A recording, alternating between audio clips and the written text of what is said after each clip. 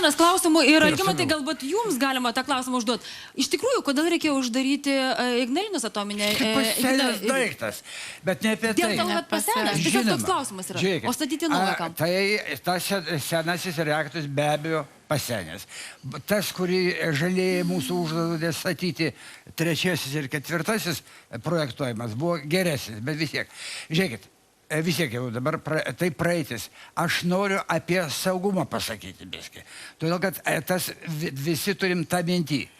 Matėm, kaip atrodo Fukushima, tiesa? Taip. Suverstas, suvartyta mašinos, tokios baisiausiai.